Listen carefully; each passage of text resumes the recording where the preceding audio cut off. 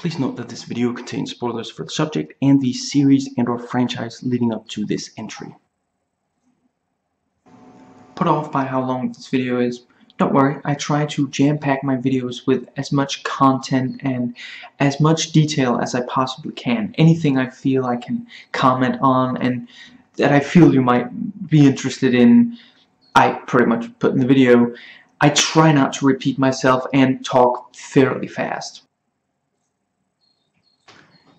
I either have or will cover other parts of this franchise, and this video either is or will be linked below. I'm not going to restate here what I did or will say in the other video. These videos get long enough as it is. I got this either as a present or I got it on discount, so I did not pay very much money for this and am thus not bitter on account of that.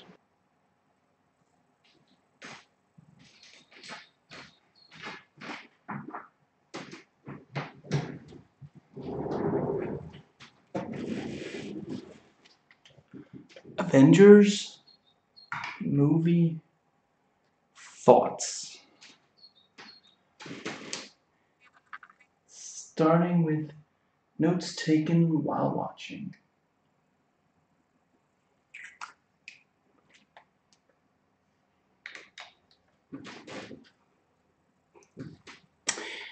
The movie opens with the base already evacuating. Other movies might establish the base, then we actually see the Tesseract right from the start of the energy, spike surge. I forget exactly what they call it. And then the evacuation. But yeah, there's no reason to do that. We see how big the base is as, with the evacuation already in progress.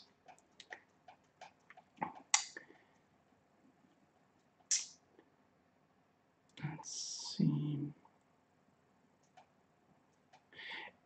And here at the very start of the movie, long before the portal is opened for the army, we see how big of an energy surge, I guess, is caused, just by it being open enough for one individual to go through. It collapses the base, and then, once they get the iridium, they're able to, that I realized that both of the Joss Whedon Avengers movies have the bad guy getting some MacGuffin, some metal or the like, and then the good guys talk about how he's going to use it and such. That's, yeah. I haven't watched enough Whedon stuff to know if that's just like a thing he does a lot. And Loki is immediately established as easily being able to defeat trained S.H.I.E.L.D. agents with his speed, his physical strength, his knives, and the scepter. And I do also really appreciate that he does use his knives here, because it wouldn't have been difficult to have him basically only use the scepter. And, he stabs Thor near the end, but that could have been like a gut punch if you didn't want to bother with using the knives, even though we see in the movie Thor, it is, yeah, that is what he uses, that and the illusions.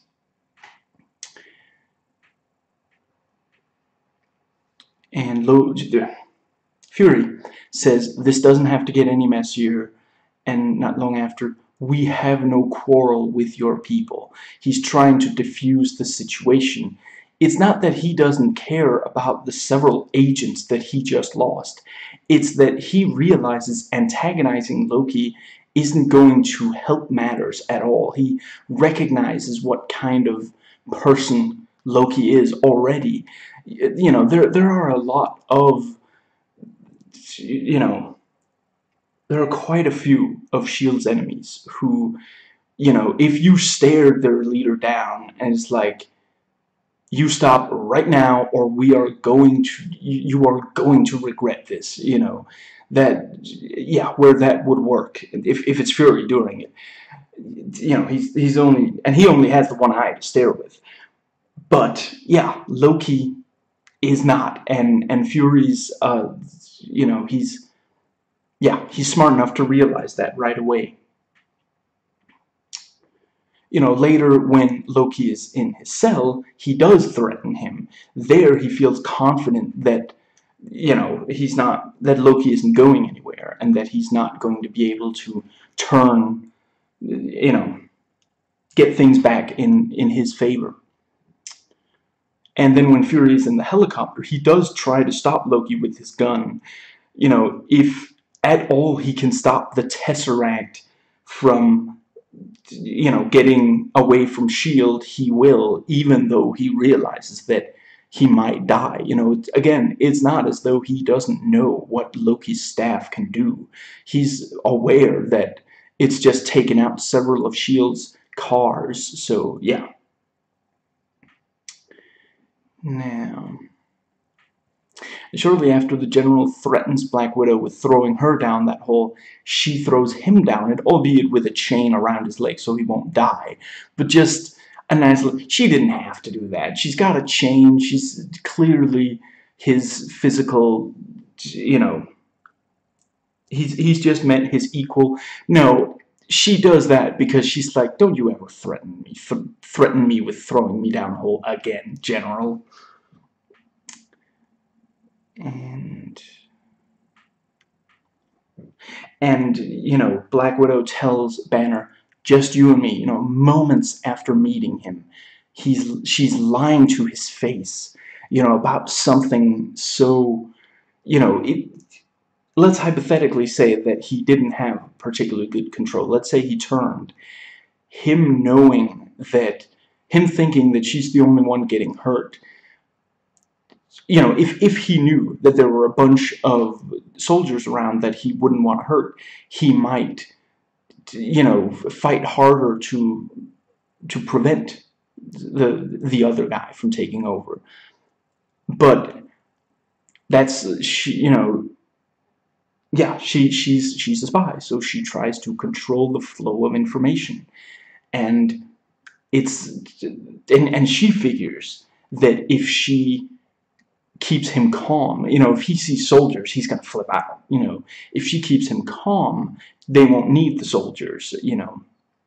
And again, I appreciate that we only see all the soldiers out there after, you know, yeah, once he seems like he might start to turn, and then, you know, she calls them off. We've seen an establishing shot of this place. Those guys were not completely surrounding the place, you know, several minutes ago. And yeah, very likely they were hiding, and when they heard him, you know, between hearing him shout and then her saying, you know, crap, I forget exactly her words, but yeah, you know, yeah, she calls them off. Between those two, you know, they moved out from their hiding spots and were ready to try to take him down. And I do wish that we knew a little bit more about what they're using. You know, clearly they've got some, you know, some assault rifles and such, which is obviously not going to do anything against the Hulk. But they do also, they have like these things, like they almost look like tripods or something. So obviously there's something with them that, yeah.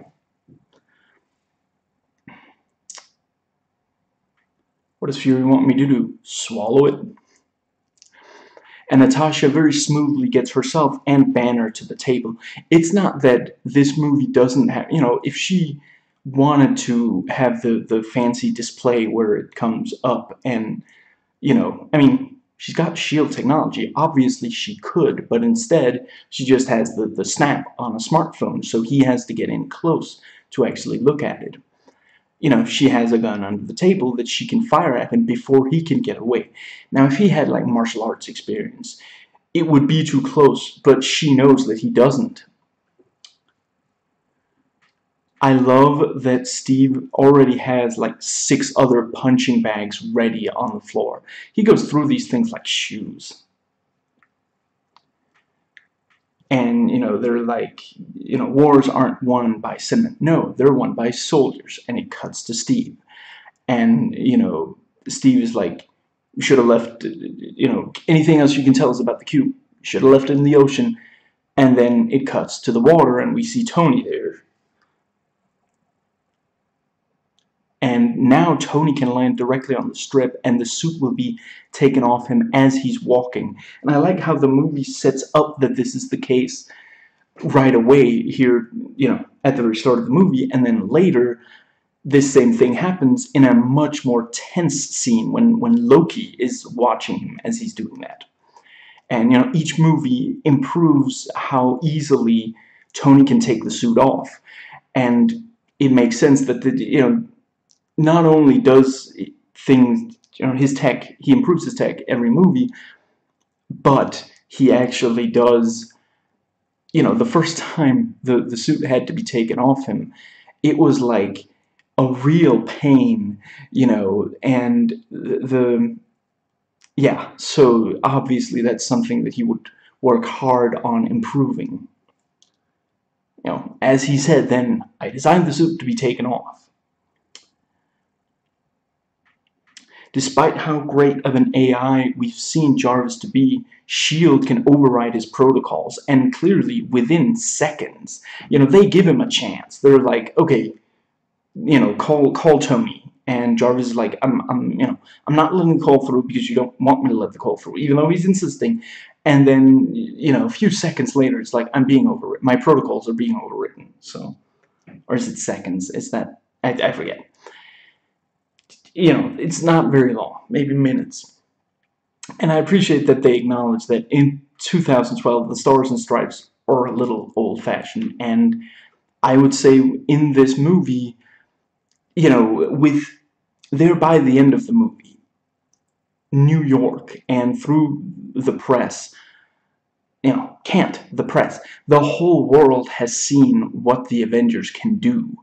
And they've seen Steve Rogers in the Stars and Stripes saving the world. So, yeah, from now on, they're not going to be too old-fashioned. They're, next time someone in the 2010s sees, sees a man wearing the Stars and Stripes, they're going to be, "Oh, crap. We're out of luck."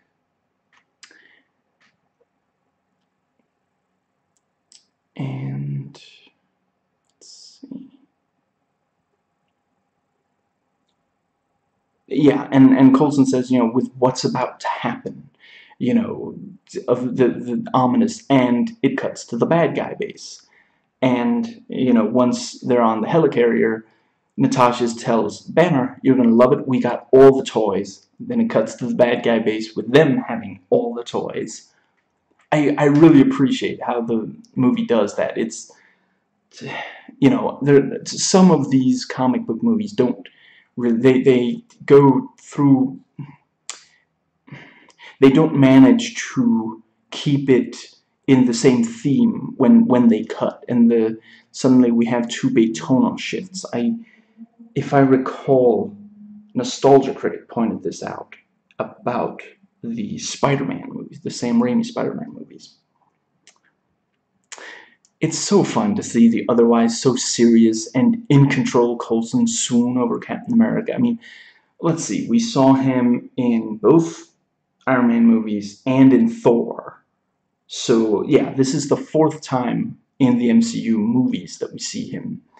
And this is the first time that even when, everything's blowing up around him, he's still pretty calm and in control.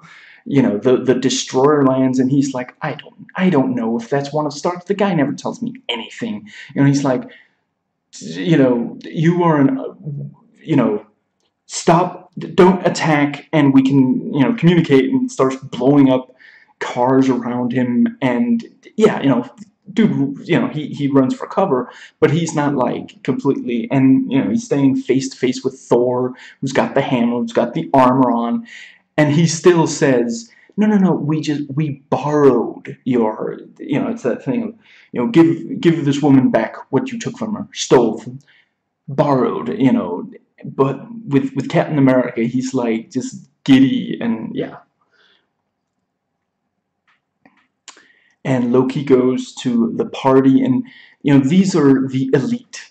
These are some of the wealthiest, and while we don't know the exactly, but probably at least some of them, some of the most powerful, human beings. And Loki demands they kneel. He doesn't ask which one of you runs a country. No, he just says you are going to kneel. No human being is so powerful that Loki would ever want them at his side, only beneath him, which again, as Thor says, a throne would suit you ill. Yeah. And at no point does Thor seem to think that he's above. He, like, in the first solo movie, he's angry when someone like tries to restrain him, and like, you don't tell me what to do. I'm a prince. I'm gonna, but he's never like genuinely looking down on them. And yeah, in that one scene he says, "You people are so petty and tiny," but that's also a scene where Steve Rogers is trying to goad Iron Man into putting on the suit so they can, what was it, nostalgia she put, so they can punch it out like, man, yeah. Loki's scepter is, manipulating everyone, is provoking conflict between them. And Loki shoots at the Quinjet, making it clear that if it's just the Quinjet, it will not be able to stop Loki. And yeah, hence we have Steve. I mean, it's fairly obviously we as viewers want to see Steve punching Loki. That's not, if the scene ended without Steve punching Loki once, we'd be like, he had better get to punch him later. And if I recall, he doesn't. So yeah, that's, but, excuse me, from a strategic point of view, it does make a lot of sense that the Quinjet would try to shoot him first, because he is a, it's not, you don't send, yeah, if you've got a gun, you try to use the gun before you go in close for the, yeah. And Steve can actually go head-to-head with Loki, a god. And once Loki deflects the shield, we get to see Steve only using hand-to-hand. Again, I really appreciate that. It's proving that, like, Batroc the Leaper says, "I thought you were more than a shield." And yeah, in this scene, he helps prove that. Steve doesn't deflect the shield all that much in this one, does he? I mean, of all the movies that Steve appears in, I think this might be the one where he deflects, where he throws it, and it, yeah, the least. But then, yeah, the other movies helped make up for that, and Joss Whedon did prove that he can use the shield really well throughout an entire movie with the second one. I do want, I've said some things, and I'm probably gonna, I think, if it's been a while since some of these notes I wrote like a week ago or more. I'm sometimes I say things about this first Avengers movie that, where just I was just so completely taken aback by how much bigger the second is, how much more it fits in of not character moments. There are plenty of in both, but like, yeah, getting to use yeah, it's a bigger and faster moving movie, and so sometimes I feel like this one maybe should have been a little bigger and a little faster, but it is still, it does manage to do a ton of things. And it's a movie similar to the first Thor. It kind of has to sell the audience, the mainstream audience, the people who haven't read a ton of comics, because yeah, this is, similar to the first X-Men movie. A lot of people don't really know these, so if you just open the movie with a huge action scene where everybody uses their powers, a ton of like regular people who've never read a comic book are just going to mentally check out, and you're not going to win them back for the remainder of the movie. This is, that's, there are movies that just throw way too much at you. I would say the Total Recall remake, the action scenes go on for too long, and just, yeah, you kind of like, okay, just, you know what, just you do your thing, whatever. I'm gonna sit here and I'm gonna wait until the movie slows down to a pace where I can follow it, because I'm not gonna give myself a headache trying to follow this. Now, and Tony explains the iridium they stole will enable the portal we see at the end. It's very nicely, again, lesser movies would have it just be, oh, they had to steal a MacGuffin and now Loki's a prisoner, but no, we get a specific explanation. If that hadn't happened, they wouldn't have been able to build the portal at the end, which is obviously Loki's end game and Loki's only real chance. He's not going to get that much done with just, oh, S.H.I.E.L.D. has no shortage of enemies. Yeah, and S.H.I.E.L.D. can very easily take down those enemies once you see that once they land the Quinjet on the helicarrier and Hawkeye sends all these guys out. They're not that difficult for S.H.I.E.L.D. to take out. They distract long enough for Hawkeye to shoot the arrow that stops that other engine, and they slow down Steve from getting to the and yeah, and if Steve hadn't been there, what is the thing they try to blow up? Is it the lever that he needs to? Because I guess without that they wouldn't. I'm not entirely certain. I just know it looks really cool when he you know hits it and it flies away, and and he throws one of the guys out and he just flies down, falls out of the sky like that. That's, again, yeah, Steve did that in the climax of his first solo movie as well. But I guess that is about the only time he might do it in Age of Ultron, but not with a human being, I don't think. Which makes you wonder, why was Ultron programmed to feel pain? And I really like that the movie points out that Black Widow can actually sneak up on Loki. He points out there are not many people who can sneak up on me. And yeah, that wasn't the best Loki impersonation. And let's see, yeah, and some people ask, why did Loki let himself get captured? And yeah, Hawkeye, we see visually he tracked the scepter. When they captured Loki, they got the scepter, and it's and if it was only the scepter, Loki causes some disturbances on the the helicarrier itself, and I will get into more reasons why he let himself get captured in the notes I took before rewatching. Man, it did not take long for the scanner to find the Tesseract. Bruce and Tony are good. I mean, literally from the time they, he says, oh, we locked the model. It'll give us the location when it gets there, and then we see it's like at 47%, and like 2 minutes later or something, it's at like 98, and then we're told, basically where it, yeah. And the first time you see the Hulk, other than archive footage, the movie is half over, so it's been built up. We first see Banner, and we're told that he might turn into the Hulk.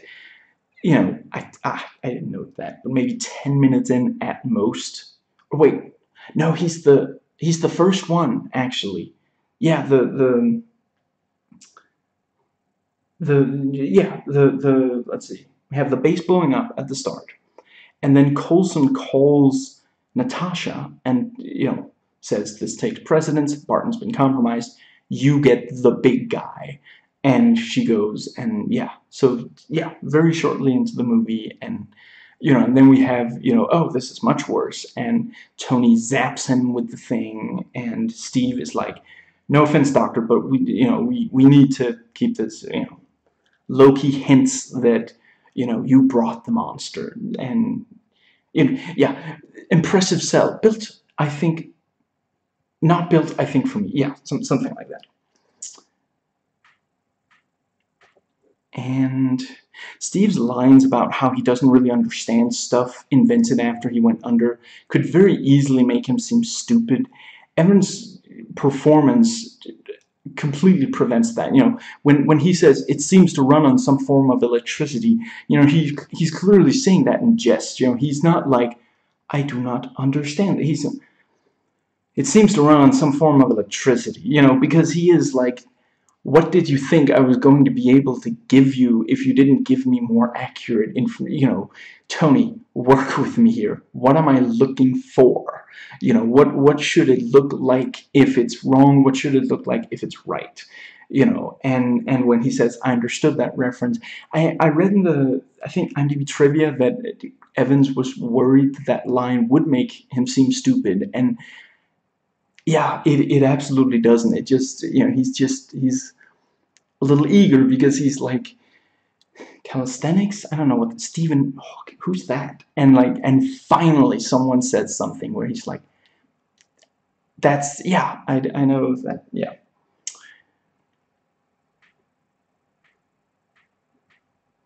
I love that Thor smacks the hammer directly in Hulk's face. Again, if the movie had ended without, especially considering that the two of them do, go hand to hand. Yeah, the movie, it would have been a crime if the movie had ended without, yeah, us seeing that. That's awesome. And in general, it's a great fight. I just don't have a lot of other specific. Yeah, I like that they actually punch each other direct.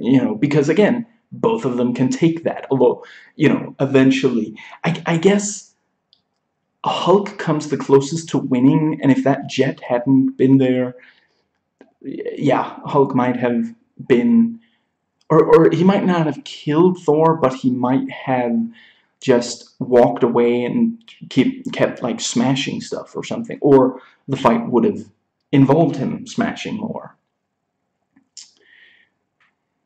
And now that I rewatch it, really, Thor is the only team member who doesn't get to quip at least once. The others do. Yeah, I didn't write down. Let's see. Yeah, I mean, yeah, when Steve says it seems to run on some form of electricity, that's a quip. And Banner, yeah, Banner says, maybe you need to remove your, you need to go away from here. Where? You ran in my room. This movie makes really good use out of Loki's doubles. Parts of the Hawkeye Black Widow fight is a lot like parts of the Winter Soldier's fight between Steve and Winter Soldier. We've got a knife that changes hands and is pushed toward the other fighter, and just, yeah, various things there. And yeah, both Winter Soldier and Black Widow, well, yeah, more to the point, I guess, Hawkeye, they're very much spies. They're the spies. So, and it's good. Yeah, it's the kind of training they would have received. You lack conviction. That really sets Loki off. That he takes very personally, and that's why, if Coulson hadn't like wounded his ego like that, he might have been ready for, he might have been quick enough to dodge the blast, but because he's like, I don't think I like conviction, just, yeah, that's something that really, that gets to him. Tony getting battered by the propeller is a lot like him being stuck under the car near the end of Iron Man 1. And Hawkeye says, maybe if I put an arrow in Loki's eye socket, I might sleep better. Setting up, okay, so that's definitely something he wants to do, so that when we later see, the arrow fired, you know, there's some part of you that thinks, oh, come on, Hawkeye, you're better than this. You've got this. You're not. Don't let him trick you into finding. You know, obviously he's not going to be able to put an arrow in Loki's eye socket. Loki has, you know, incredibly fast reflexes, but yeah. I'm almost certain I said pretty much everything else I have to say about that arrow in the original Thoughts video. Let's see. Loki is so convinced that Tony can't pull a fast one on him, so he doesn't even start shooting. He just lets him talk. You know, and part of it is, of course, also that he thinks he's going to be able to take over Tony, and I guess the others told him, yeah, maybe it was part of the required reading, you know, if Loki's scepter touches the exact center of your chest, he can take you over. And Tony's like, but my, you know, I've got the, you know, the power source and the electromagnet there. Maybe he won't be able to, you know. And Loki says, how will they be able to fight? How will they be able to stop me when they're so busy fighting you? And considering that apparently, I guess I shouldn't say exactly who, but I've heard some rumors that a certain, a good guy character in Infinity War will in fact be forced to fight against the other good guys. So that's, yeah, that's incredibly exciting. And, you know, and in this one you do also have Hawkeye doing that. And I'm really glad they gave him a lot to do, because otherwise, you know, the right hand of the bad guy doesn't always get a lot to do in these movies. You know, as cool as the, actually, yeah, never mind. I'm not sure I have any examples for that. However, you know, even if you didn't watch the other movies, you know that Tony has that thing, because he indicates it, you know, when he's talking to Banner earlier, he's like, you know, I've got this thing. And again, you know, you might not think twice. It's just, oh yeah, they're talking about having this kind of dangerous thing that they, yeah, you know, they're bonding over their, you know, mad scientist issue. And you think Tony is going to, you know, say, you also, you know, and another person you're going to have issue with is me. But no, he says his name was Phil, you know. That I really appreciate that. He's, yeah, he is showing that he can actually, he is able to let go of his ego for one, you know, second.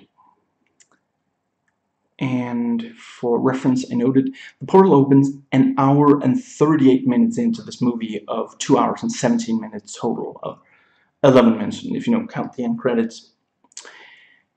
And logically, Tony's first effort, you know, he tries to shoot all of the aliens exiting the portal, you know, that, and he finds that's not going to work. So he works up another plan, you know. Excuse me. It's again the you know, if he had managed to there, excuse me, that would have been a huge letdown for the audience. However, he actually, you know, if we didn't see him at least try, and it's also badass seeing him try, yeah, obviously it's going to let's see. Yeah, I think I've said anything, but yeah, and we do clearly see it's not just, no, he literally would not have been able to stop all of them like that. Several of them get past him and continue to fly off, and just, yeah.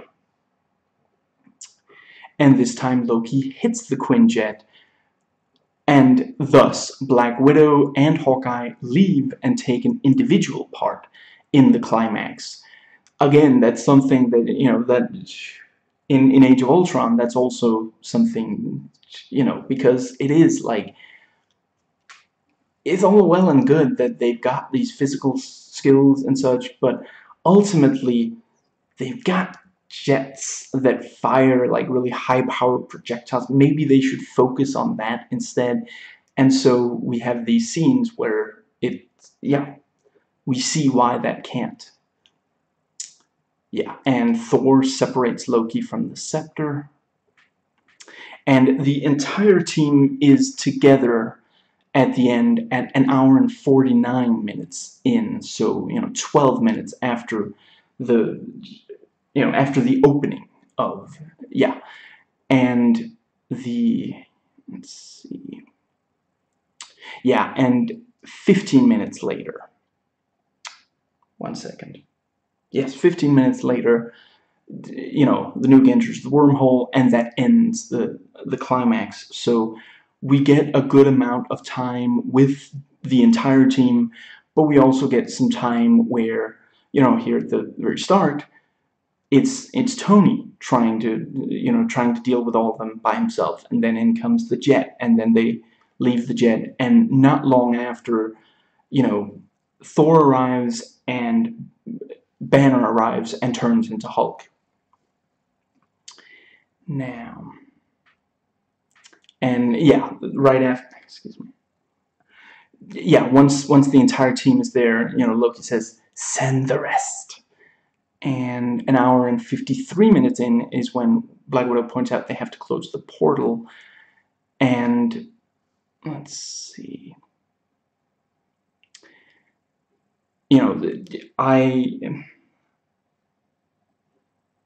I think after I'd only watched it once, and there maybe, I think maybe a few months passed at least, and I was like, wait, shouldn't they try to close the portal from right away? Why do we have, isn't it kind of irresponsible? Again, I love the action, but isn't it irresponsible of them to not try to close it right away? But it's only 4 minutes after the, it's let's see, it's 16, I guess. It's a number of minutes after the portal first opens that we get that, but it's not that, yeah, it's not, they don't actually spend a lot of time just trying to stop, from when Black Widow enters, and the entire team is together.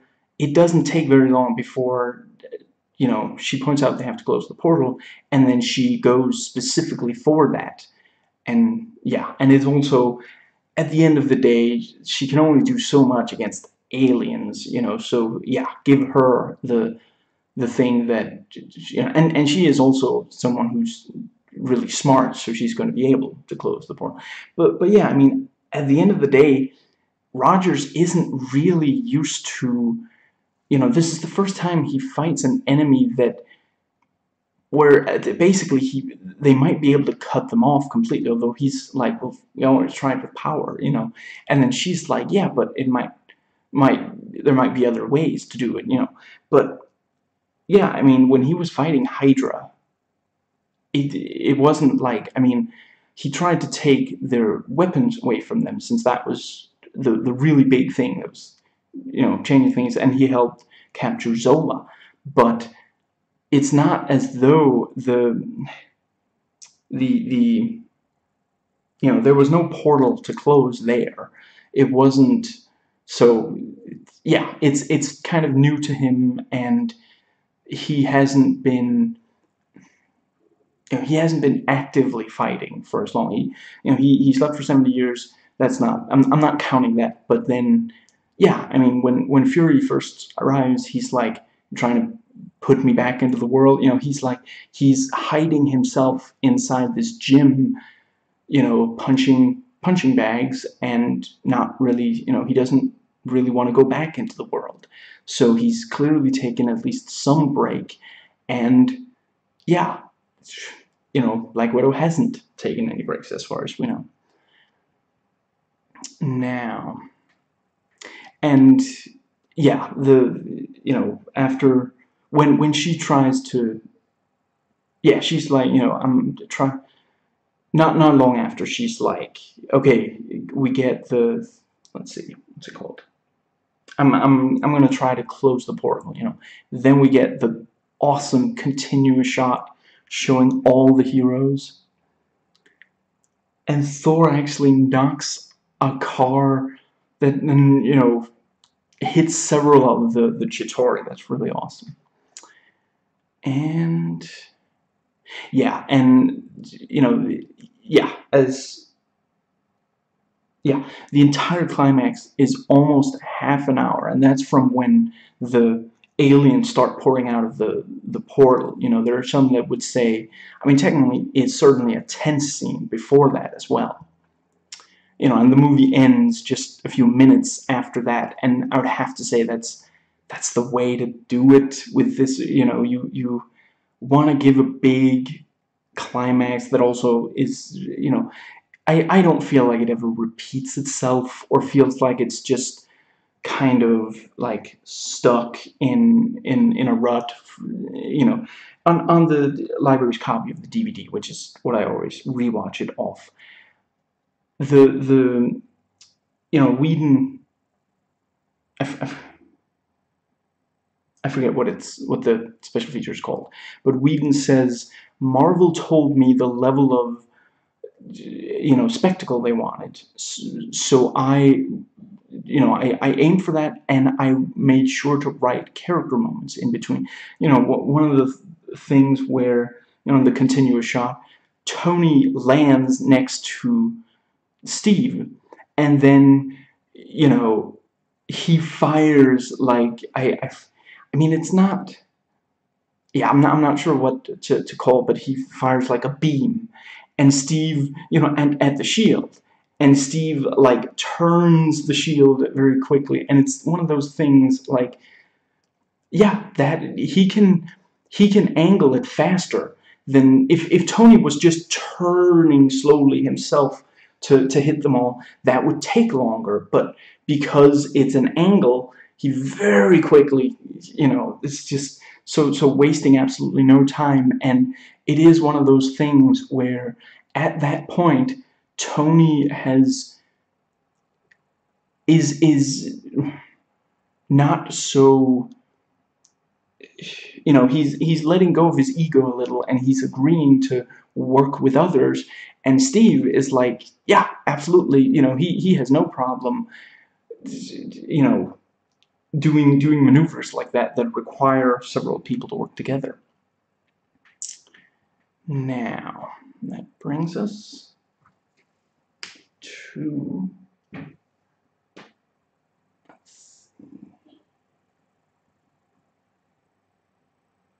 notes taken before rewatching.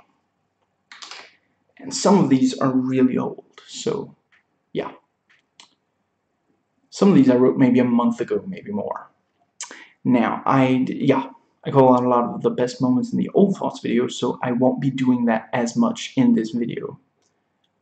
I'm more going to be talking about more kind of like general things and such, because yeah, rewatching the old thoughts video, yeah, I mean, most of the really awesome character moments that, yeah. Now, in the comics, at least originally, the Avengers, they formed the team without S.H.I.E.L.D.'s involvement. They might work with S.H.I.E.L.D. sometimes, but S.H.I.E.L.D. didn't create the Avengers, not originally.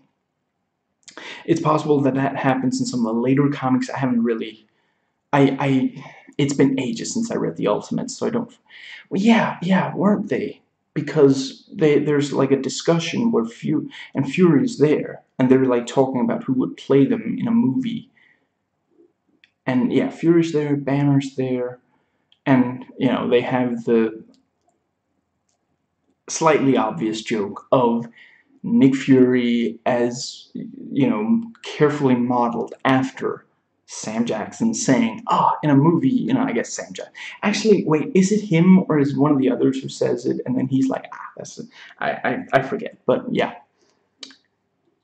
sometimes I I think that's Mark Miller writing. Sometimes he can be a little on the nose, in addition to the many other flaws. I'm not going to get into the flaws of him. I find Nostalgia Chick does a really good job of that in her loose canon Captain America, and mini canon heroes fighting other heroes, I think it's called.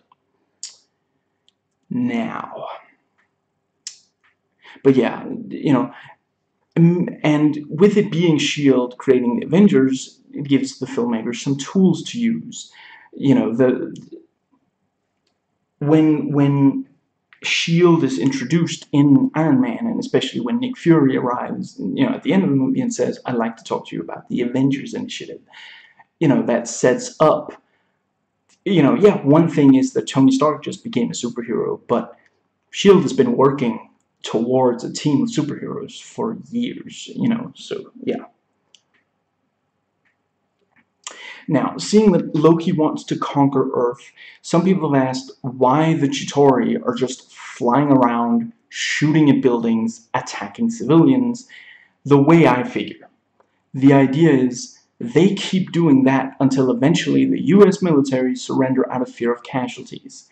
And, of course, them blowing things up is more cinematic, given that there's no military for them to fight. And, you know, yeah, if there wasn't someone, yeah, it wouldn't be, so, you know, the Avengers don't so much pick a fight with them as they try to, you know, direct the fight towards them and take out as many of them as they can, because that is also a thing, and that's something that some of the other movies, you know, Man of Steel, it's like, okay, so Superman's standing there, you know, some of the people, some of the Kryptonians he wants to fight is like some meters in front of him down the street.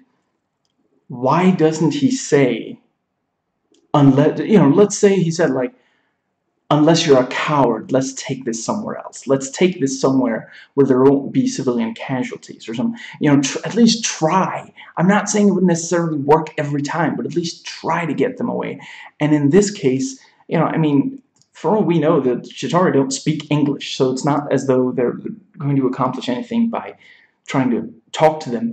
And instead, they always try to, you know, over and over, they put themselves between you know, they try to stop them. So yeah, let's see. And I know that apparently, like, they asked for military subsidies and they didn't get them because, like, apparently it wasn't, yeah, Nostalgia Chick sums it up as apparently the script wasn't propagandistic enough. I read in the IMDb, I forget if it's fact or trivia or something, that they weren't comfortable with the World Security Council. They weren't. They were like, does that answer to any U.S. branch? And so I don't know which is. I didn't look at any other sources, so I don't know which of those two is the more accurate one, because it's not quite the same, you know. But I'm not really unhappy that there's almost no military presence in this movie, because it's just not what we want to see. I don't understand why it doesn't bother people more when they show up in the Transformers movies. Keeping in mind, I haven't watched a single Transformers movie. I might at some point, but I would, you know, don't hold your breath. You'll turn blue. You'll turn Mystique blue before that. Anyway, however, clips I've seen, you know, you've got the military there fighting the Transformers. What the audience is there for is Transformers fighting each other. And in this case, Avengers fighting Chitauri. I don't understand why you know, and I mean, is that why they had to do the scene in the first Iron Man movie where, like, he goes up against two Harrier jets? Is that because the military were like, you gotta put us somewhere in the movie or we're not gonna help fund the movie? Okay, I guess, well, if Iron Man himself fights some U.S. military, I guess that would work. Is that it? And you know, in that movie, you do also have, you've got the Humvees and such, you know, so that's, you know, that's the kind of movie that makes it a bit easier for there to be, you know, but yeah. not a single thing prepared, at least myself, for when I originally watched this in the theater, for the climax. It's so ridiculously huge, and I love it. I love every single second of it. And after this, expectations for the climaxes of these movies were, you know, yeah, my expectations were pretty close to what, what I actually got. And, keeping in mind I love almost all of these climaxes. The trailers for this, we see cars blown up, we see Iron Man flying up towards the wormhole shooting, and we see one of the flying snake things briefly. Meanwhile, in the film, they kill maybe 6 or 7 of the flying snake things, and there are hundreds of warriors. I'm not sure we even see a dozen. Oh, I guess, okay, maybe a dozen when he's flying up towards the wormhole. Yeah, let's see, maybe a dozen total in the trailer, and it's like, just, it's unreal. I did not at all expect, and that's also, when you watch the trailers for Age of Ultron, I mean, in one of them, they literally give away that there will be, hundreds of them there for the climax, which I'm not, I mean, we wouldn't have been surprised because that's what we got in this one, but yeah, after this, they tend to give away a lot of the really, excuse me, I don't know if, like, the maybe some people, like, were, I guess there's a chance that some people didn't go to watch this in theaters originally because they didn't think that the climax would be as big as, but, and that's the thing, I mean, I've seen trailers for at least some of the Transformers movies. In several of those, I don't know if those are the climactic scenes, but you do see really huge, like there's one of the movies where there's a huge thing in like Egypt or something, and it's like, it has like big things that like suck up like a ton of stuff, and you've got like, I forget the actor, but yeah, one of the Coen brothers favorite ones, staying there, and yeah, that's the one where, like, apparently in the movie, again, I've only seen clips, he says, "I'm directly below the enemy scrotum," or something like that. But yeah, you see the huge thing, you see that in the trailer, so yeah, and there's one of them where it's like a snake kind of wrapping around one of the, like a skyscraper or something, again in the trailer. If yeah, so that's, yeah. Now,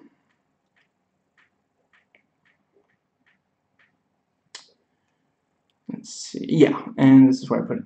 I understand why, but I do wish that this, like Age of Ultron, Civil War, the other team-up movies, let everyone quip. And now that I've noted that everyone does get at least one quip except Thor, in this one they don't get that many, and in those movies they do. I can't think of, I mean, maybe Civil War, not everyone gets more than one, but there are several characters in Civil War that have very little screen time. Age of Ultron and this, the heroes have relatively approximate the same, well, I'm not sure in Age of Ultron. In this, certainly, they have roughly the same amount of overall screen time, with the Hulk have less, of course, but he's not going to, he does quip, actually, puny god. Anyway, yeah, in Age of Ultron, they have more. Steve is like, just slipped out, incoming already came in, if you get killed, walk it off. That's 3, and that's just off the top of my head. I'm not sure there are that many more, but in this, yeah, just, anyway, yeah, Tony gets most of the quips. In the other solo movies, basically every titular lead does get to quip at least some, although, I mean, thinking about it, I guess Thor doesn't much in his original solo movie, but, I mean, most of the funny things he says are funny because he's a fish out of water, because he walks into a pet store and asks for a horse. That's funny, but that's not him being intentionally funny. But yeah, I don't know. Let's see. And in a lot of that, he's also just very sincere. But after this, in phase 2, much greater in scope for quipping. Everyone quips in phase 2 movies. So, excuse me. Let's see. And everyone in the Iron Man movies quips. So, yeah, it's a little bit of a letdown that only Tony gets to quip here. And again, I think it's kind of the thing where maybe Whedon was a little worried that, I mean, for one thing, in part, whether you watched all 5 or only one of the MCU Phase 1 movies leading up to this, one thing you wanted to see was Tony Stark be a big presence in it, That's just, yeah, he was the by far the biggest, and that's again something where Phase 2 did a good job of giving the others. I still say that they did a good job of making Thor even more compelling, but I realize a lot of people don't agree with that. But everyone wanted to see Tony and Tony quipping, and yeah, maybe Whedon was worried that giving the others all that many quips that it would maybe feel a little, I don't know. I'm just gonna leave it there. Let's see. Now, I can see both sides, so I'm not sure if I do necessarily think that the MCU really has quite retconned the Incredible Hulk, but one major thing is none of the other movies mention Betty Ross, who was literally one of the biggest, Banner was motivated,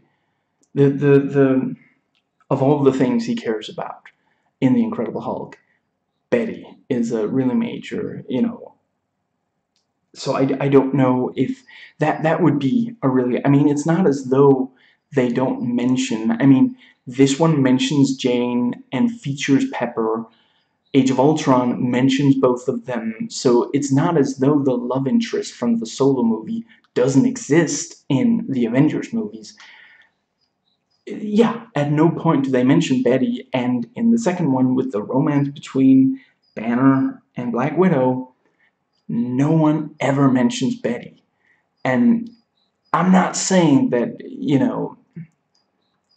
honestly, I would love to have them reintroduce Betty. I think that there could be something there. But if they were considering her still really big part of the canon, I would figure at least one person at least once would mention Betty. Just, I mean, one thing is that if maybe Banner feels like if he tries to go be with Betty, Thunderbolt's gonna try to get between them and she's gonna end up hurt, and maybe he's figuring, I can't be with her because of this. Black Widow understands the risks and she's not, Anyway, an argument could be made for 15. An argument could be made that the MCU has retconned the Incredible Hulk. But clearly Joss Whedon wanted to keep at least some of it. So he made canon the deleted scene of Bruce Banner attempting suicide only for the Hulk to spit the bullet out. Although, technically, the deleted scene itself doesn't show him shooting. It shows him crushing the pistol in his palm. But apparently, spitting the bullet out is like in the cutscene of the, of the licensed video game, which I haven't played. Which, I mean, yeah, I kind of almost wish I still did do that more. I still really, really like the Iron Man 1, licensed one, but, and I mean, of the various issues with the 2003 tie-in game, some parts of it were fairly decent, so I could imagine that the Incredible Hulk one was as well. Anyway, he has Banner say, "Last time I was in New York, I kind of broke Harlem," which is, yeah, obviously a reference to that movie's climax. And in Age of Ultron, Hulk spitting out a tooth is just like Abomination spitting out the tooth in Incredible Hulk. In both cases, the character has just been punched repeatedly in the face and respond by knocking the other character back or otherwise forcefully attacking them.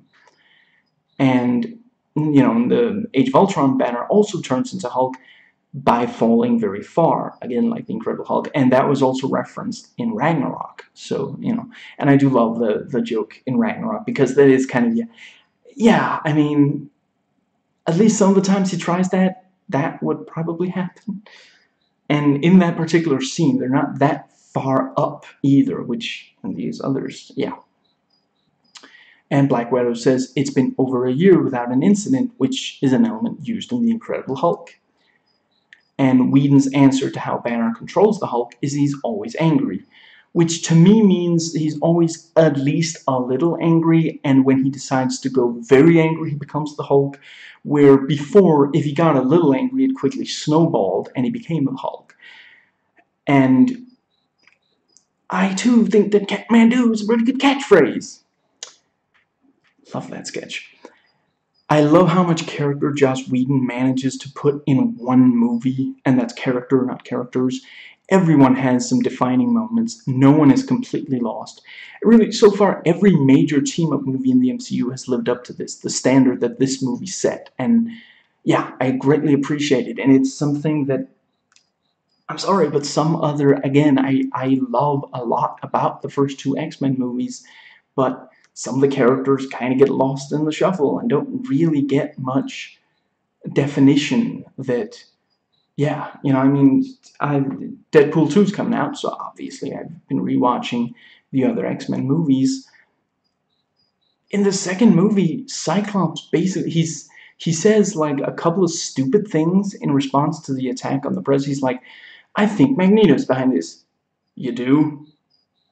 Scott, go in the corner, think about what you did, you know, and he's just, yeah, he gets to do almost nothing, and it's just so, yeah, I'm not gonna spoil that movie in this, but I think I do talk about all the, yeah, in my thoughts on for that movie, but yeah.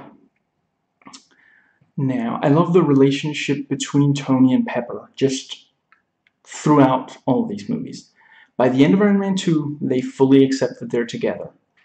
This movie is the first time that we see them relaxed and in a relationship together, and it's great. Joss captures, the fast, quippy dialogue of the Iron Man movies, and really, it's not a surprise that he managed to do that, but yeah, just all these little things with them arguing over, you know, the security snafu, and you have the, you know, 12%, an argument can be made for 15, and, excuse me, just gotta see if, oh, that was fast. I reserved Age of Ultron because I will never get tired of watching that movie. I'm gonna watch it at least one more time before Thursday, which is Infinity War. And yeah, I reserved it like 2 hours ago, maybe? Yeah, by now, maybe 2 hours ago. And apparently they've already, yeah, that text I got like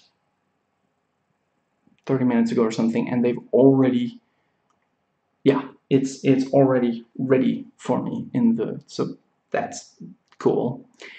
But yeah, you know, it's 12%, 15%, and I love the little bit where, you know, he's like talking to Coulson, you know, Phil, his name is Agent, and he's talking to Coulson, and it's like, I thought the Avengers program was scrapped.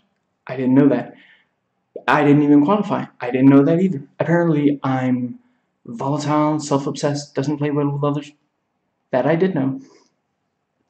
And the various, yeah, all this, just, yeah, absolutely love it. I love that this film and Iron Man 2 let the villain Hawkeye be evil via mind control, and the villain spy Black Widow be a spy, albeit in the movies for the good guys, in their first major appearance. Yes, In Thor, we briefly see Hawkeye, but that's really not, yeah. And apparently Black Widow did debut in Iron Man in the comics, in the Iron Man comics rather than the Avengers comics, so it makes sense that she did in the MCU too. Though I will say, Iron Man 2 is still overstuffed. There we go. Now, people ask why the mind control hits Selvig harder than Hawkeye, as seen when next we see those characters. First off, Selvig was under mind control for longer. Second, the Tesseract showed him things. He literally says this in this movie.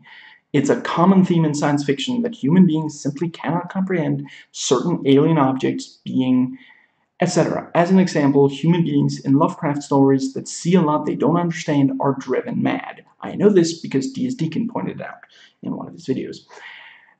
Selvig was so deep under control that he built a machine that he could never have comprehended before. Just like imagine if like you're in middle school and then like you wake up and you've lost 2 days and apparently you went to college and you invented a spaceship in the time between. That's yeah, you'd be a little freaked out, And in Thor, he literally says that the idea of wormholes is basically absurd. By the end of the movie, he's kind of accepted that, okay, they exist and Asgardians use them for travel. He's like, they can't possibly be as important as Jane thinks they are. And by the end of this movie, he's helped build one, now.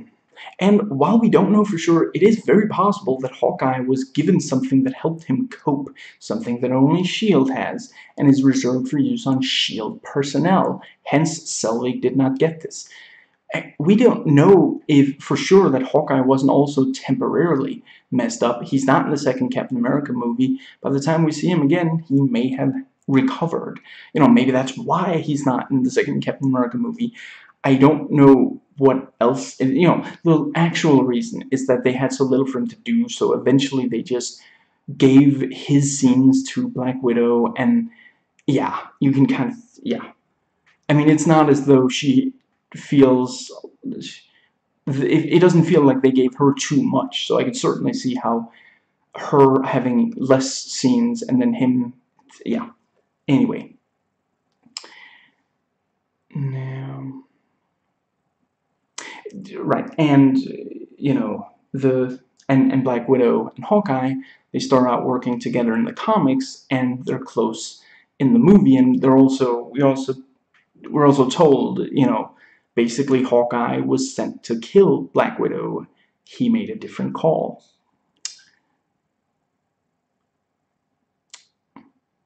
And I appreciate that they also got, a little bit of archive footage for, we see the Hulk, and it's clearly footage from, at least some of it, it's clearly footage from the Incredible Hulk. And, yeah, just various stuff. And we see the two of them next to each other, shooting and then near the end of the movie, she's like, this is Budapest all over again, and he's like, you and I remember Budapest very differently. And it's like, so maybe that was Budapest we were seeing in the archive footage, And very smart to establish that Loki is invulnerable to small arms from right away. Okay.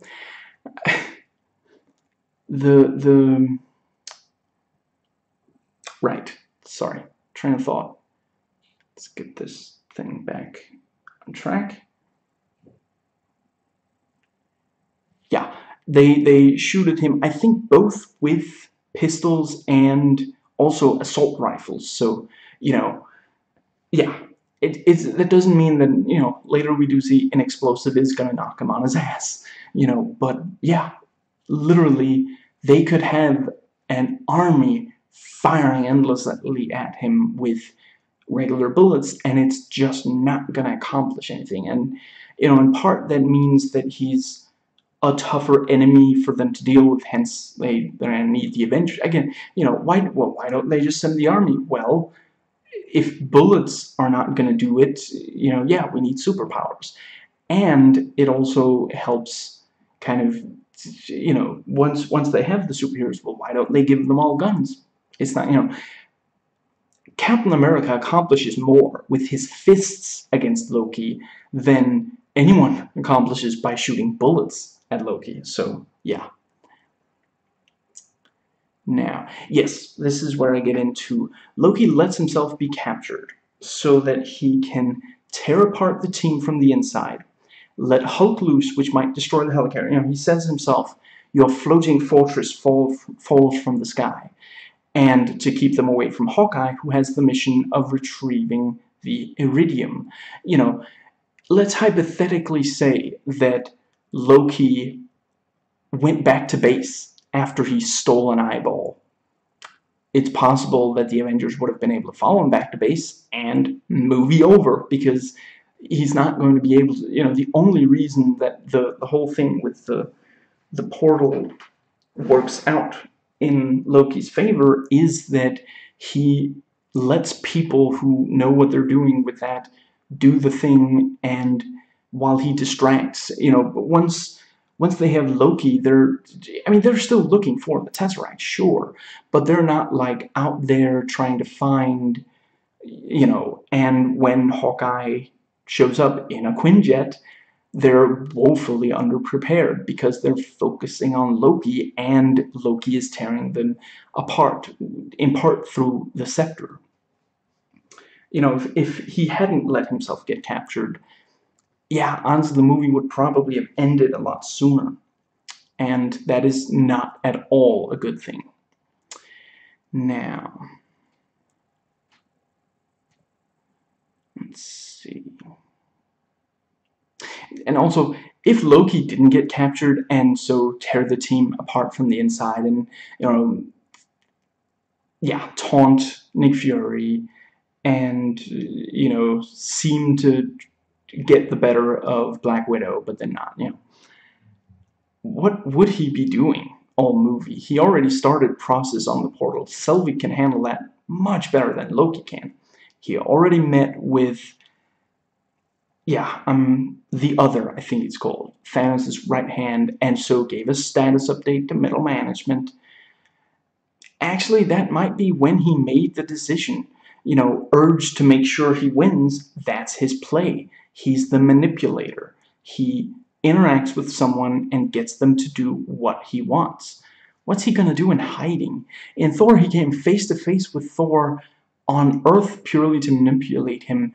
And at the start of the movie, you know, right after he's ruined the ceremony, which we don't know at that time that he was the one at fault for ruining the ceremony, but, you know, Thor is like, we have to go and defeat the you know, the frost giants in Jotunheim, and he gets to his room, you know, flips over a table, and he's sitting there, and Loki comes in and prods him.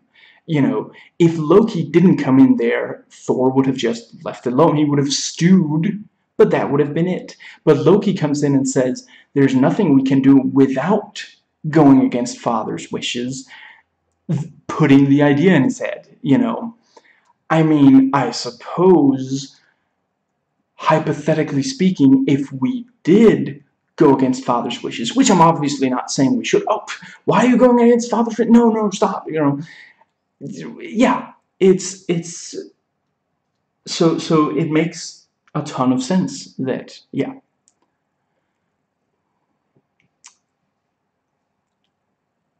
And I think it's Rod Hilton's abridged script, which he makes some good jokes and good points in that one. You know, I mean, I would say, if you haven't read it already, I would, yeah, read it. Go ahead and read it. It's good. Not great. Not his best work.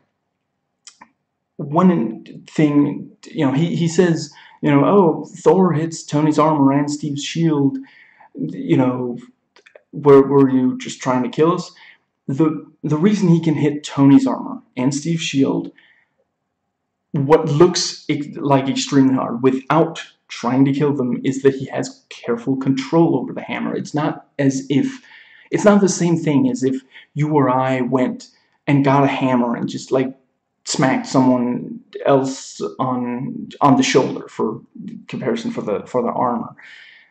You know, this hammer is, you know, insanely heavy. So yeah, if you want, you know, you see him knock Tony back into the Quinjet when they first meet. You know, just tap him, and obviously that's not enough to stop Tony from getting on his back. So he hits him harder next time. You know,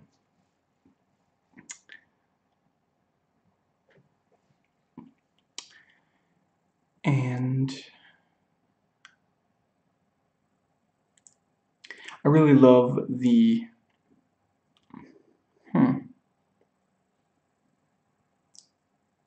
Did I write that twice? Anyway, I really love the helicarrier, you know, allowing invisibility, moving the base wherever in the world it needs to, where regular aircraft carrier can only move on water. And yeah, I guess I did. Yeah, I'll get more into that when I get to those. Yeah, later in this section. Now, there is not a lot of focus on Hawkeye here, but there is an Age of Ultron, and he is very useful to those he works with in both movies. And, you know, I'm not saying that you need... The thing is that Hawkeye hasn't had a solo movie, and, I mean, at least Black Widow was a major player in the second Iron Man movie. And, yeah, I mean, major things about what she's like are in that movie. You know, she infiltrates, she takes on a false identity, she uses all those badass spy things, and yeah, you know, Hawkeye doesn't get very much screen time at all before this movie, and then, you know, he doesn't get to be on the team for very much of the movie at all. So yeah, I do think that it's a good thing that he got a lot of focus in Age of Ultron. Everybody, by the time Age of Ultron came out, literally everyone except everyone who had at least one solo movie, except Hulk, everyone else had at least two. Iron Man had three. And yeah, again, Black Widow already had some in Iron Man 2. So yeah, I do think that it's a good thing to give Hawkeye, you know, some more focus. The others have had entire movies of their own, and it's not as though the others don't have stuff to do still. And yeah, the more we learn about Hawkeye in these movies, the more I like seeing him now. And Hawkeye uses the great trick arrows and trick shooting really well. He doesn't use them much in Age of Ultron. At least I feel like that's like one of the only things in the entirety of Spoonie's video where he talks about Age of Ultron that I actually agree with. Now, Steve could easily be way more annoying as the man out of time. He is somewhat annoying, but only somewhat annoying, and fairly endearing. You know, Chris Evans' charm, which is in every single MCU film that he's in, even as a cameo, is toned down here, and you know, he spends a lot of time not smiling, and for me it's too long. At the start of the film, Tony blindly jumps into battle, ignoring Steve saying they need a plan. You know, we need a plan of attack. I got a plan. Attack. At the end, when the climax starts, he immediately asks for, you know, once the whole team is gathered together, he's like, call it, Captain. You know, what is the most, you know, you're the strategist. What should we do? And this is, you know, the movie that sets up as has so far been the case. Again, I don't know what exactly they're going to do with him in Infinity War. Looking forward to finding out. But yeah, unfrozen, out of World War II Steve has nowhere to go. He doesn't know how to be, who to be, without a war to fight. And this is the first time we see that, and Age of Ultron beautifully underlines and explores that. And let's see. And Bruce Banner turns into the Hulk twice, both on screen. That's also something, I mean, in Age of Ultron, yeah, it's not really a spoiler to say, he turns into the Hulk, but it's never on screen. We never see him transform. So yeah, not into the Hulk, back to Banner, but yeah. You know, in this one, both on screen, the first time we fear what he'll do, and the second time we cheer. Put together, that's exactly what we want from the Hulk. Now, apparently, the giant flying snake Chitauri is original to this movie, and it's been suggested they're based on the Midgard serpent. I absolutely love that. And I love that not long after we see the first one, we get this brief bit where we see each of them has dozens of the troops that can then jump off on the sides, and each of them has a rifle. You know, it's like, you know, they have to like unpack it. It comes, you know, out, but each of them has. So yeah, the creature's like an APC, and every single one of they're able to incredibly fast spread a lot of troops. So they have to take these things out as fast as they can. There we go. Now, let's see. Yeah, the IMDb fact says, you know, how can the various Avengers communicate with each other? And, you know, it points out, well, you know, Iron Man has tech in his suit that allows him. Captain America probably has something in the helmet, although I'm almost certain that there's at least once where he doesn't, but I think he maybe holds up his hands, or maybe has something in the wrist. And Black Widow apparently does have something specifically in her wrists. But we don't, you know, Hawkeye doesn't have anything on his head, but, you know, it's possible that he has some, you know, the facts suggest maybe an incredibly tiny earpiece, but, you know, I can imagine he has a subdermal implant. He might not think those are too invasive. Now, the first Captain America movie showed us how powerful the Tesseract was, you know, being used for weapons.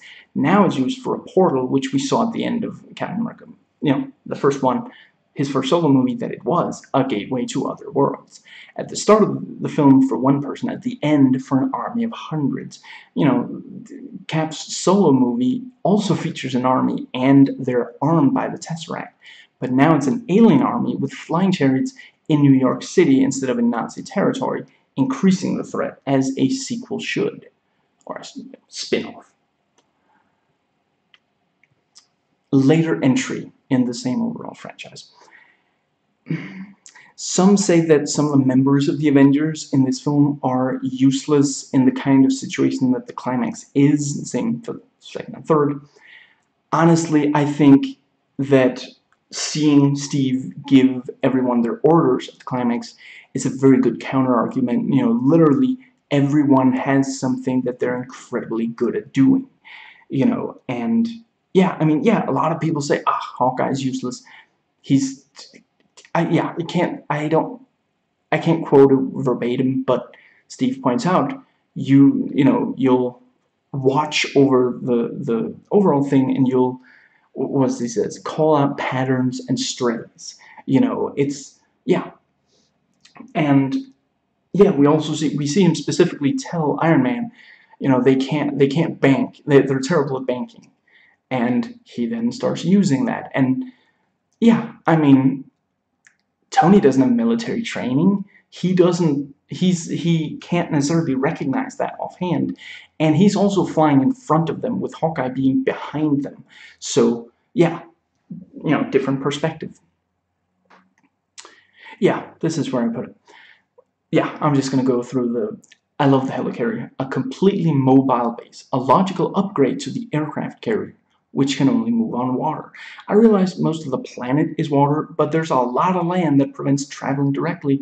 The helicarrier just flies over that land, and it's invisible unless you're above it, and few would be. Besides, if you're up there, they can send jets at you with ease.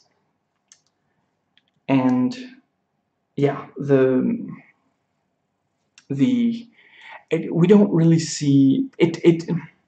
If it does in this movie have like anti-aircraft guns on top of it, we don't see them, at least. But certainly they put them on the upgraded ones in the second Captain America movie. So yeah. And finally, we have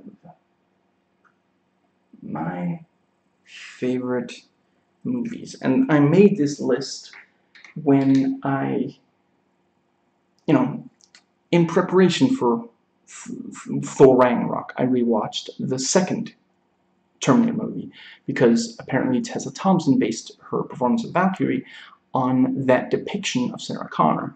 And if I'm going to watch the second Terminator movie, I'm definitely going to watch the first Terminator movie. Excuse me. And so in that video, I, went into how it's one of my favorite movies. And once, before I watched the movie, I was like, what are my other favorite movies? And I compiled a list. And rather than put them in that video where I said a ton of other things, I decided to just put it in this video. So, my favorite movies, titles only, in no particular order. English titles for non-English ones. The Terminator, Halloween from 1978.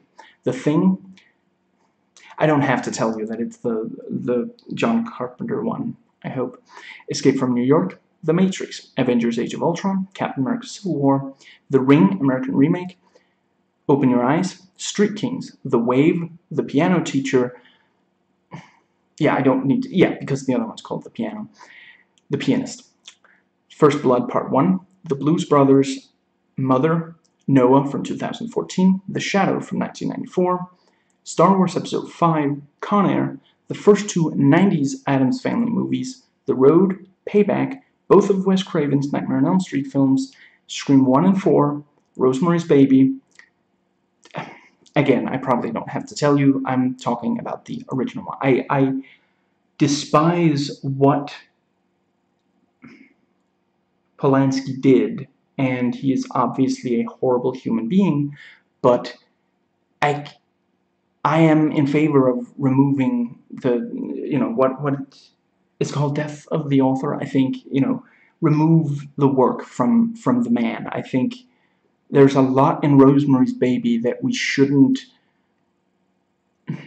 There are so many, I guess, subtle. I'm going to give you the rest of the list because I'm almost done before I get into that. District 9, Metropolis from 1927, Invasion of the Body Snatchers from 1956. Yes, Rosemary's Baby. I don't know if subtle is the word because, it kind of depends on who you are, if you find them subtle or not. But there are so many red flags in that movie long before you realize what exactly is going on, long before the end of the movie, where it completely leaves no doubt as to exactly what has happened, whilst still being a subtle movie that doesn't show too much.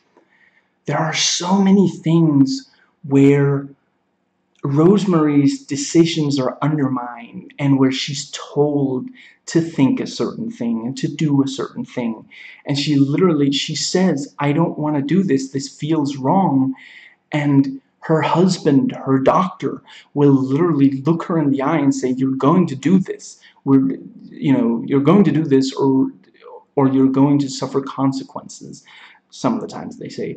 And it's just, I don't believe in anything supernatural, so the supernatural elements of the movie don't, I understand them, but I don't believe in them. But you can look completely past that and just watch the movie as, look at how women are treated by the people they trust the most, how little agency they're granted, how their judgment is called into question. It's a truly brilliant movie, and I really don't think that we should. The way I see it, I understand the argument. I understand that every time you praise something that was made by a monster, you are essentially communicating something positive about the monster. But my counter argument would be, the monster already is a monster, and he made that thing a long time ago. If I don't know, it's possible that at some point he's going to remake that movie, and you know what, maybe it would look incredibly good, but I'm not going to watch it because he is a monster. But what he already made, I don't think we should ignore. I think there's a lot to, yeah, it's and you know, that's also part of the genius of the movie, because if you didn't put all those things in, then you know, eventually people are not going to believe the same things as, I mean, as someone who doesn't believe in, I guess I shouldn't say exactly what it's about, but I don't believe in any supernatural thing that is invoked in the movie. So when I watch it, I'm not like, oh no, that's but it's still an incredibly compelling psychological horror movie because of what's in, and yeah, maybe you kind of need to do stuff like that, because I don't know, I mean, I've tried, I have tried, I've sat down, I've tried to put myself in the right mindset, I've watched it several times. I cannot get into the original Exorcist. It is not a scary movie to me.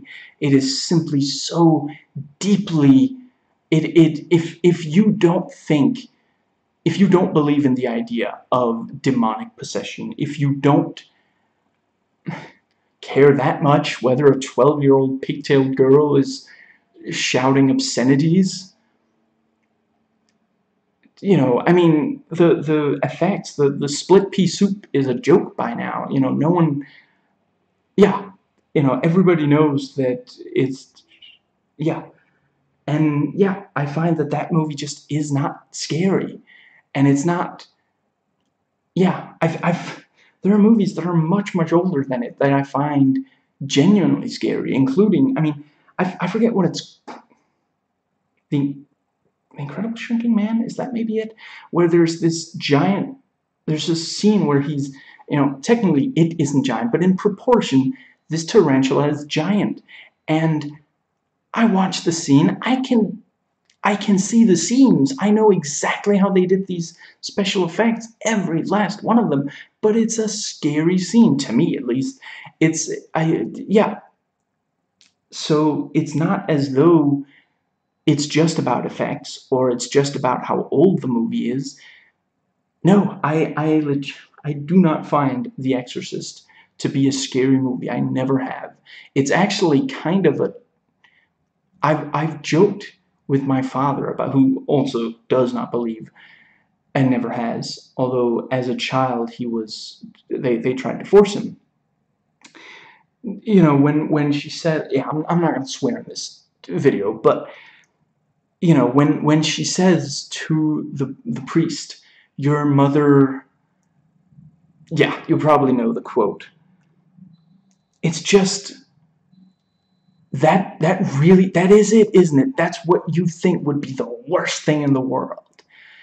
She has sex in a degrading way, and just I find it funny, the idea that there even would be oral sex in, I guess if I say Inferno, that's not HE double hockey sticks. I think that's just, I don't take rape lightly, but it's just such an absurd concept to me that, like, the devil himself would make sure that a priest's mother would, yeah, be performing oral sex. That's just, I mean, if, yeah, I'm sorry, but if you told me, if you were like trying to get me riled up, and you told me your mother, I'd be like, in that case, I hope that it's consensual, and if not, I hope she bites him off, I guess, and, that they then pull the guy off as he's screaming, bleeding, rather than him being able to use physical violence against her. Obviously, again, that's not funny, but yeah, that's not, comparatively. Let's hypothetically say that, if you said, your dead parents are looking down, in my case, only the mother. Your mother looks down on, is looking on from the afterlife, and she's disappointed, that would bother me.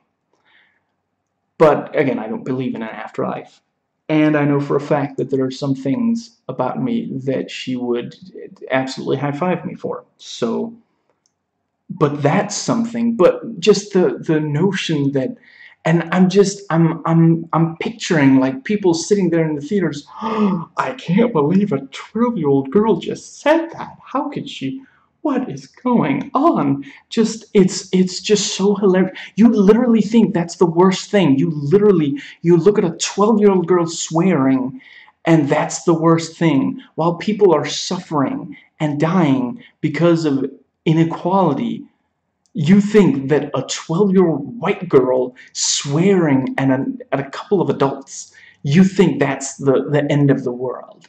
Where, again, I'm sorry, even if you completely removed, if you remade Rosemary's Baby and you took away every single supernatural element, it would still, if you maintained all these questionings of her ability to make the right choice, that's horrifying. That's terrifying, and that's why, I mean, that movie, yeah, isn't it like 50 years old now?